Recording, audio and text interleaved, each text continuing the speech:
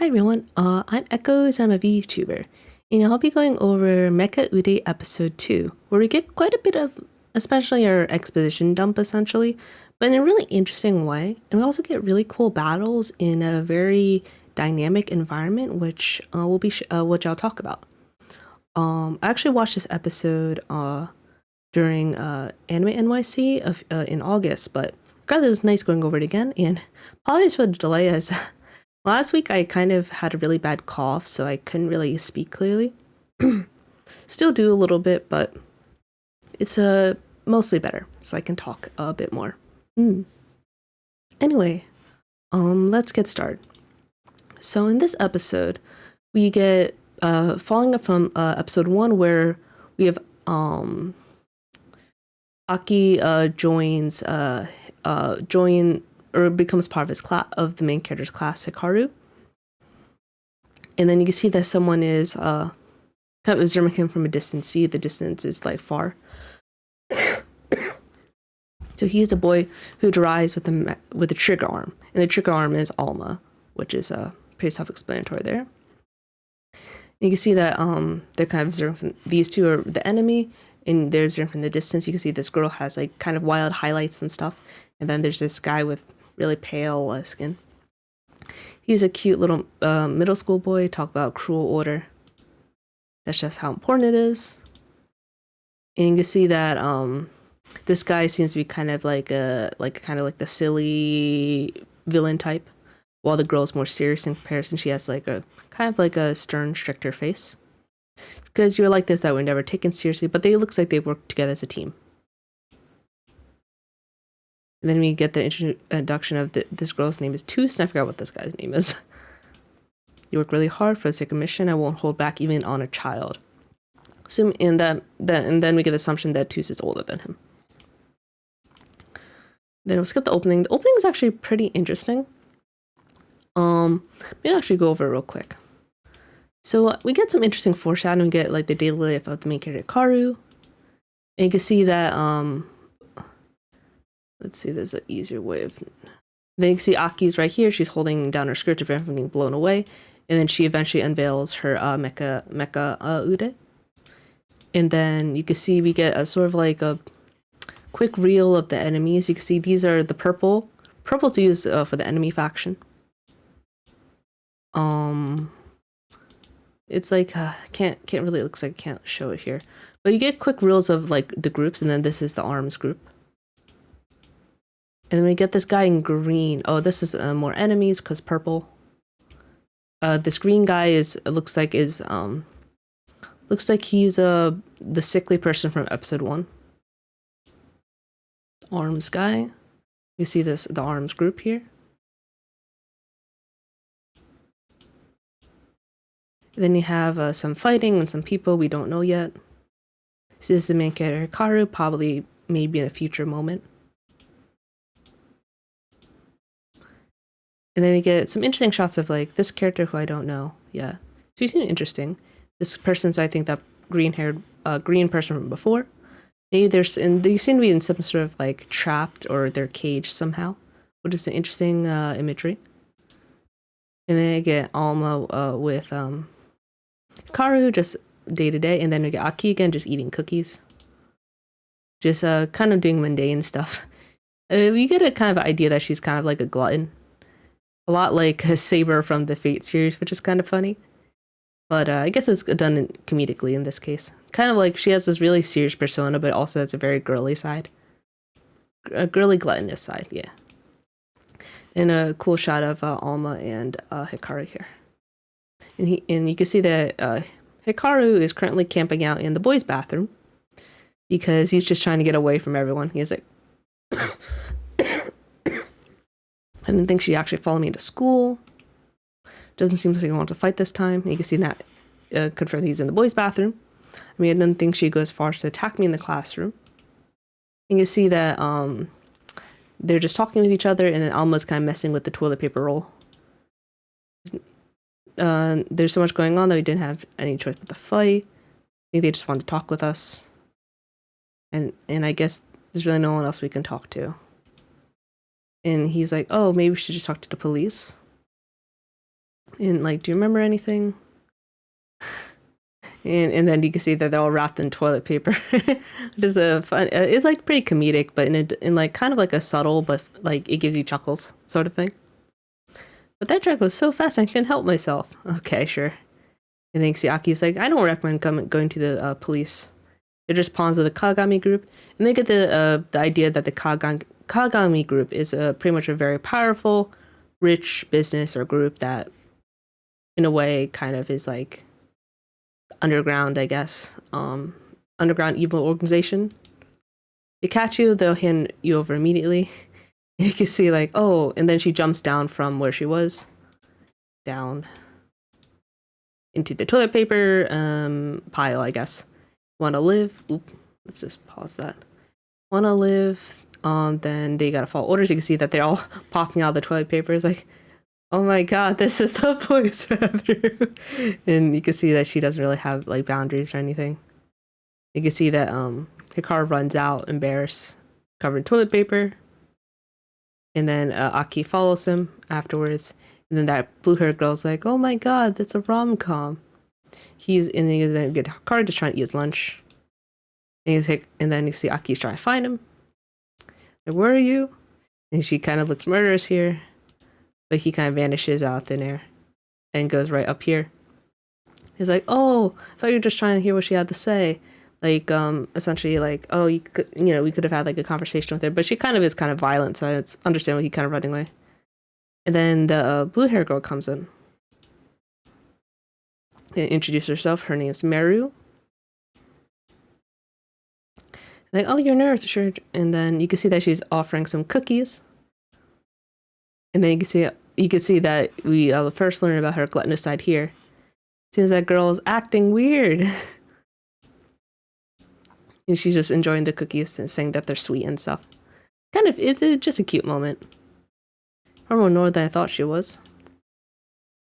And you see that Hikaru is kind of chilling up here with his headphones, which it will be important later on. They also have noise canceling. And then after school, when school's over, they it's like, oh, he's trying to run away because he doesn't want to talk with her right now. But then Meru stops him because she gives him Aki's challenge letter. It's like, oh, Aki's been looking for you all day. And then you can see that Meru drags them to the abandoned building in the back. And then closes up the door. She's going the door. It's like, oh, and then he's like, oh, how dare you use her like that? And then Aki's like, oh, she just did it by herself. I didn't really do anything. And don't call her by her first name because, Japan. And then we get some of a better conversation here. And then she says, oh, I'm a member of ARMS, tasked with watching over Alma and being his bodyguard. Part of my mission, I need to take you back with me to the headquarters. And then she also mentioned she's only trying to protect Alma. She doesn't really care about Hikaru specifically. But she actually derides to the guy. Derides, isn't that kidnapping? You won't harm me if you cooperate.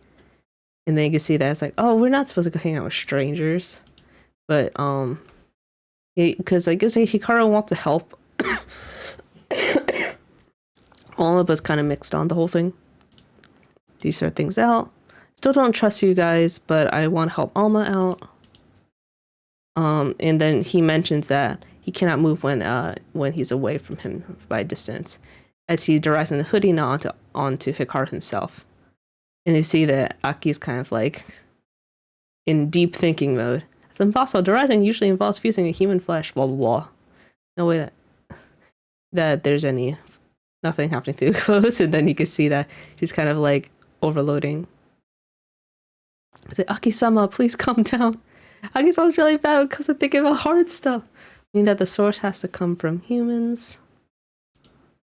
Never seen anything like it. And she's like, we gotta check you out. You don't have any choice. And then you can see that Hikaru's like, oh, let's try to become big like you were before, but it kind of just fails because he doesn't have any energy. And it's like, you're not supposed to run the hallway, but they run anyway. Now's not the time. Not supposed to run. You see that she's trying chasing him down, and instead of her running, she like flew through the air like a rocket. I'm gonna go talk to someone like her. And you can see that he was blocked by Meru at the front. And you see that Tous is here, looking, going is from a distance, and then Wanner is the other guy. And then he's like, "Oh, there's a female student watching. I can't get closer. Don't tell me the plane got leaked." Like, nope. You see that the arms are arguing which way, and then she's like down, and then she gets him. Instead of talking, "Why didn't you fish me off? Finish you." Like, we live in clearly different worlds, and I get it. You haven't to rise onto Alma. He's the trigger arm, so it's highly possible. She thinks that Hikaru is tricking Alma. He's not. Not like that. Show me your bond. She's trying to use the powers, but it fizzles out. Then you see Meru comes and says, "Oh, that heard something loud," and then she's like really shocked by their position, which is kind of funny. I won't get in the way. It's a rom-com, and he's like, "Okay, time to go in," because the look-off ran off. Hikaru escapes. You want to talk like that still? Then he meets the Kagami guy, who's Wanner. Don't need to hide. Want to ask for help before the guys from ARMS find us. Sorry, I was almost killed by your drones. Sorry about that. And then he's like, "We should have killed you. Don. We just wanted you to return the trigger arm. That's why you need to die." And then you see that this guy uses sound waves to incapacitate Hikaru here. And then you can see that Wanner's trying to get an open shot for his friend Tous to snipe Hikaru here. But then you can see he misses, and then Hikaru's just running away for now. Like, why are they trying to kill me? And then also they mentioned that they don't sense any will from the Mecha-Ude here, which is important as well. It's not the time for this. Quartered him. And then Aki comes in to protect them. And she says, "You must be the muscle from the Kagami Group Expansion Department 3. Very specific department, but I guess that's important later too. So her plan did get leaked. Guess you're the one wielding the dual ones. And they explain what shackles are, because of the whole thing about the will, not detected by the enemy. Mecha-Ude shackles a device that robs Mecha-Udes of their consciousness, which makes sense. And Mecha-Ude controlled by that thing become their slaves. And you can see the shackles are kind of like these bands on the Mecha-Ude itself. Probably turn it purple too. Tools don't need any will of their own. You can see that difference in priorities, I guess. You're not that powerful after all, because she gets encapsulated too. This is fun. And then you can see that he's arguing with Tous with his comms, and then Agi's telling to run away. And I'll lead, and then you can see that he runs away, and then Wanner's like, "I'll lead the targets to where it'll be easier for you to snipe," which makes sense. Acting tough, and then he shoots the shackles onto Aki. And then you can see that Hikaru and Alma are kind of talking, and they're like, "Should we have left them behind?" And they see that Alma's trying to give him a place to escape, and then but he ends up fizzling out because of distance. And then like, "Oh, stop acting so cool. You can't even move without me," which makes sense. It's right. I'll just stick with you this time. Let's do something about that sound. And then you can see that she's like, "Give me an update." And oh man, I just put the heap of shackles on the dual wielding Mecha-Ude, and it's like, "I'm not like you. Strong women are good, but women who only act tough are bad." And you see Tous is like, "Oh, it's too bad, but I can't kill you right now." Because it looks like she has orders to bring Aki in. And he's like, "My attack won't work on you anymore." It's not gonna work because of noise canceling headphones. Because of course, sound versus sound, right? It makes sense. And he's like, "What the heck? They capture you, and what do we do? Just have to keep We'll just have to keep having Mursame and her Mecha-Udes do their best." So they miss the punch. And then you can see that Hikaru gets closer, even with the Tous here. But then you can see that the dual we need to make a block, and then Aki grabs Tous to use it as a shield. Like, I can't shoot you, but then Tous gives permission, and then they knock the two of them out. And then the building collapses because they battled too much. And then you can see Carl's knocked out, and then the ARMS comes in. It's like, who do you think has to clean all this stuff up? And then you can see that that guy from the opening appears because he's green and everything, and he stole the artificial one because of the green. We get the ending, and then we get a post-credit scene, which I'll cover. So now we get to the ARMS organization, and as you saw, they use Shackles to capture Mecha-Ude. They do not hesitate to commit any form of treachery for the sake of profit. That's a true form. We are ARMS. So it looks like the difference is that what do I call it? I forgot what the group's name. The other group essentially believes that Mecha-Ude are tools, and they shackle them because tools are easy to control. ARMS doesn't believe that. They decide to work with the wills of the Mecha-Ude, and they work together. I guess that's just a difference in philosophy. Then you meet the leader, and then you meet what's his name again? Fist, yeah. It's a really basic name, Fist. Who looks just like Alma. In a way, Fist and Alma are kind of like siblings, with Fist being the older one. We want your help for the sake of humanity in Mecha-Ude. Kagami Group. Kagami Group's the enemy group. And then you can see that Alma agrees, even though it doesn't remember anything. Hikaru also agrees, but they mentioned that they only need Alma specifically. And then they mentioned that Hikaru doesn't have to do anything. So yeah, that's essentially the end of the episode. Overall, really interesting, because like we get like information on the Kagami Group. We learn about some of the nature of Mecha-Ude, about will versus free will. Sorry, controlled versus free will. Yes, a better way. Learn about different philosophies. We also get a cool battle with different environmental not controls. It's like, in a way, it's a dynamic environment. Yeah, that's a better word. Which is really cool in the abandoned school building, especially running around different floors, going up and down. It kind of feels like they have like a really good grasp on how to fight with their environment, especially when they had to use that girl sniping through the boarded windows. And yeah, overall, really interesting episode. You could tell that whoever's like animating it like really is skilled, but also they also have a really good sense of humor, because overall this episode and last episode are really funny. I maybe funnier in English, which is what I heard watching in Anime NYC.